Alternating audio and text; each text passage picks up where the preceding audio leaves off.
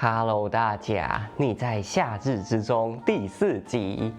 上一集，佐伯和阿瑟继续他们的电影圣地巡礼。在这个过程当中，我们知道原来小时候那个拯救过佐伯的英雄就是阿瑟，只是阿瑟没有认出他，因为佐伯小时候的那个打扮真的比较像小女孩。到现在，他也以为当时帮助的是一个小女孩。接下来，我们就继续来看看这2个人会如何相认吧。嫌だったら突き飛ばしていいから。他这样把他拥入怀里，那一下真的有点大力哦。何してんの？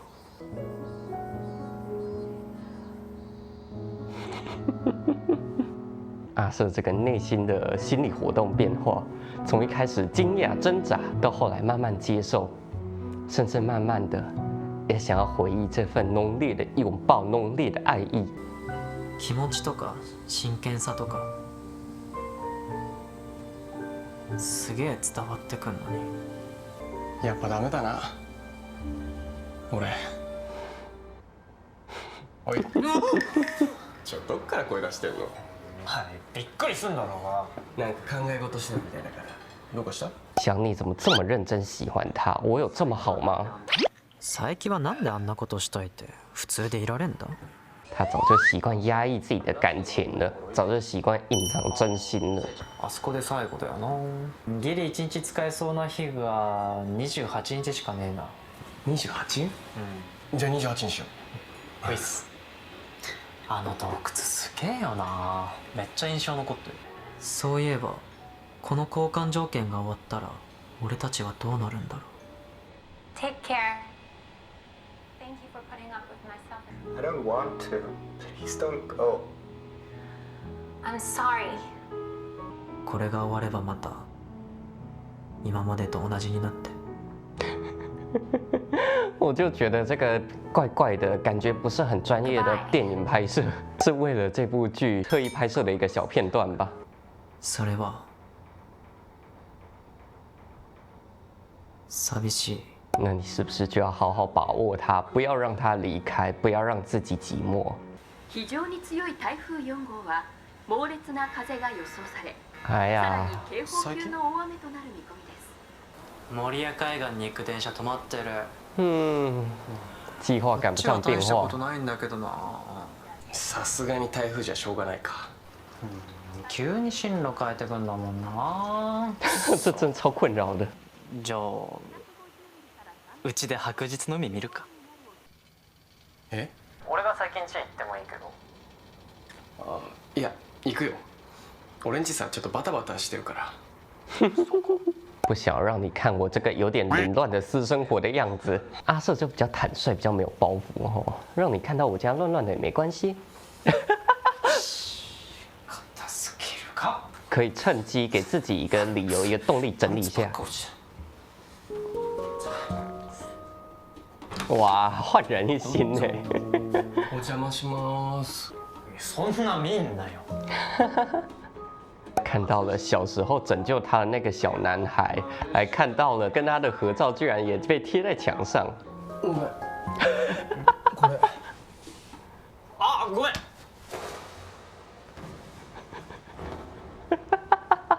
这太夸张了啦！怎么不可以哦？背景音效还有火车。邪魔しました。あ、待って、違うから全然違うからほら僕が拾ったのを渡るが取ろうとしたら2人で倒れちゃって。そうだったんですね。あ、渡るの姉です。これ母がどうぞって。ありがとうございます。姉ちゃん俺ら映画見るからこれ早く行け。吃醋阿瑟，ゆっくり。内裤不收好吗？就这样随手一丢。いやでも見ると余計行きたくなるな、ラストシーンの海。ね。あ、てかとんかつ店のおっちゃん見逃した。うわ、忘れてた。猪排店老板这样子到处宣传自己还是有用哦，至少被电影粉丝记住了。なかったな。そうだね。また学校始まったら仕切り直していこうぜ。やっぱあそこ行かないと終わんねえよ。渡る、もうここでいいよ。次は2学期だな。依依不舍吗？渡る、ありがとう。嗯，なんだそりゃ。それでもだよ。虽然但是导演呐，佐伯不是很适合广角镜头啦，不要这样拍他。开学了啊！夏をするというのはな、恋をするって意味なんだよ。分かった。夏するっていうのはいい汗かくってことだろ。这三个人到底是怎么成为朋友的啊？这三个人的风格差那么多。佐伯くん？さっき隣のクラスの友達から聞いたんだけど、佐伯くん今日お休みだって。哎，这种事居然没有跟阿瑟讲，佐伯くんから聞いてる？会寂寞哦。いや、他怎么有事没对我讲？忙しい中ごめん。今日も休みって聞いて心配で。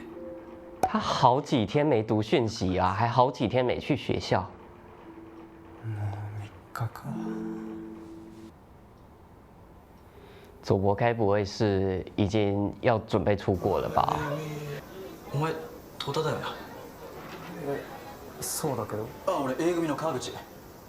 あのこと聞いてた？あのことって。マジか。戸田も知らねえのかよ。あいつ転校したって。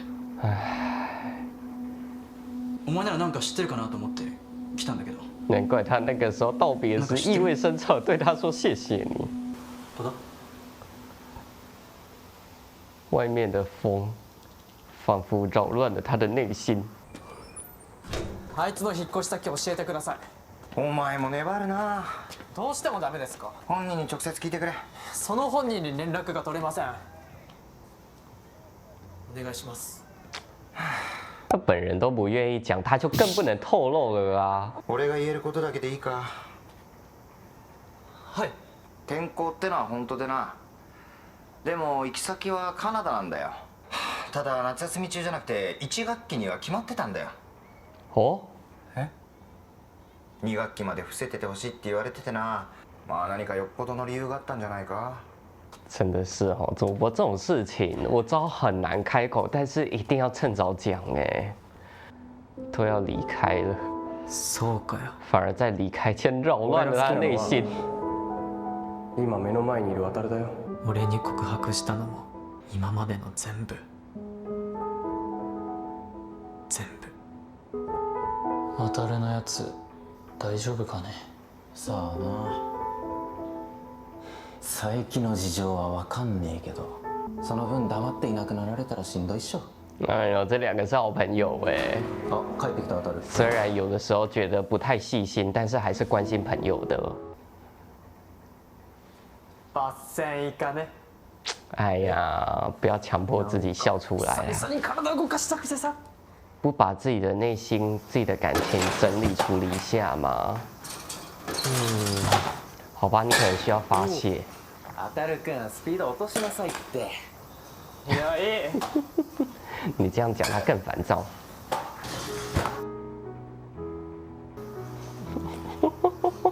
是吧？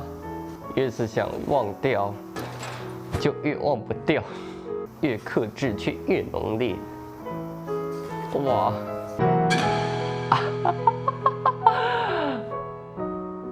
在情绪达到顶点的时候，击出了满贯全垒打。これが帰宅部の実力。再迟钝的直男都已经会意识到你不对劲了。じゃあね、バイバイ。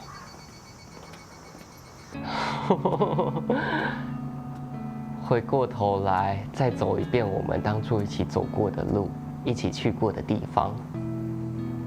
次も求めよう。マジで？よっしゃ。ヒロイン役の子可愛かったもんな。ただいまを。渡に手紙来てたよ。手紙？だった。你可终于联络我了啊！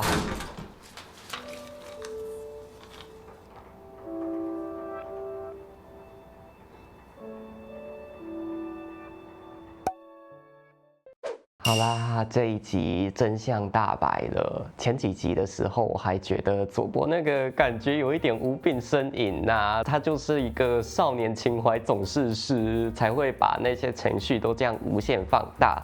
现在看来，一切都解释得通了啊！原来他早就知道自己要分离了，甚至他可能在知道自己要分离的那一刻，就已经决定好要隐藏自己的感情，不让阿舍知道，也不让同学知道，就这样子平安度过，直到他离开的那一刻。只是在一遍一遍跟阿舍的互动过程中，跟他看电影，跟他圣地巡礼的这个旅程当中，他实在忍不住了，忍不住借着电影台词对阿舍告白，忍不住在得知原来阿舍居然记得自己跟他小时候的那一面之缘的时候，想要把他拥入怀中啊！我现在正式宣布，他并没有无病呻吟，甚至我还可以说这个情感渲染的恰到好处。虽然那些什么对视慢镜头扑倒还是有点土啦，我怀疑导演在玩梗吼。但是如果再加上原来佐伯内心里一直藏着即将要分离的这个心事，加上这一层原因，就会觉得一切都太对味了。这一集也要夸奖一下奥志哉，他也有拿捏好那个表演的分寸吼，没有很泛滥的情绪，反而就是克制的悲伤、克制的不甘，有分寸的把情绪表达出来，反而真的让我们看了内心里挺揪心的呀。从那个下集预告来看，这一切似乎都还有转机哈。下一集我们再来看看他们能不能给这个夏天画上一个更美好的句点。下次见，拜拜。